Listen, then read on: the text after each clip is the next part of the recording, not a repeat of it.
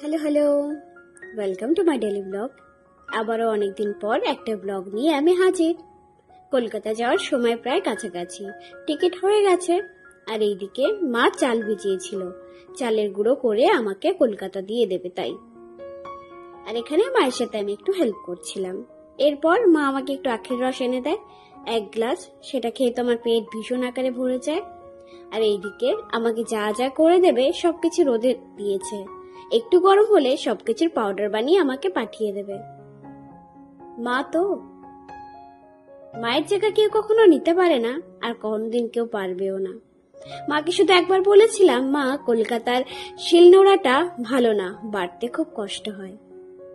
মায়ের ওই একটা কথা মাথায় ছিল, আর মা বাড়িতে যাওয়ার আগে সমস্ত রকম পাউডার করে দিচ্ছে আমাকে, যাতে বাড়ি গিয়ে খুব একটা কষ্ট আমার না করতে হয়। এরপর বাবার সাথে চলে এসেছিলাম ভাইয়ের চেম্বারে। বেশ কিছু কাজ বাকি ছিল সেখানে, সবকিছু সামলে এটাও করতে হচ্ছে। আর এটা যে এখন সব থেকে বড় কাজ, ওকে যে সব রকম সবকিছু গুছিয়ে দিয়ে যেতে হবে আমার। শুধু আমি নয়, বাবাও, বাবার ভূমিকা অনেক বেশি। সকালে না খেয়ে ধরুন বেশ খিদে পেয়েছিল, তাই আমি আর বাবা খাচ্ছিলাম একটু চাউমিন। এরপর বাড়ি ফেরার পালা। ও চেম্বারের কাজ মোটামুটি গুছিয়ে রেখে আমি আর বাবা চলে আসছিলাম বাড়ি। আজকের ওয়েদারটা কিন্তু বেশ ভালো।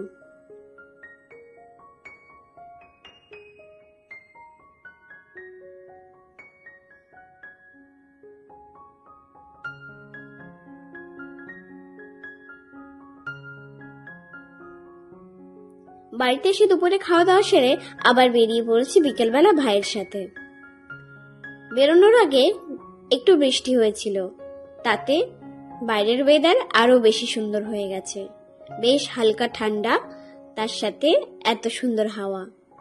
আজকে আমরা যাচ্ছিলাম ভাইয়ের জন্য চেয়ার কিনতে। খুব বেশি রেস্ট পাইনি, বেরিয়ে পড়েছিলাম। একটার পর একটা দোকান ঘুরে ঘুরে আমরা চেয়ার দেখছিলাম। আমরা তো মেয়ে মানুষ, তাই না? একটা জিনিস দেখে আমাদের পছন্দ হবে না, 10টা দোকান ঘুরে একটা চেয়ার কিনতে হবে, এরকমই যে চিন্তা ভাবনা।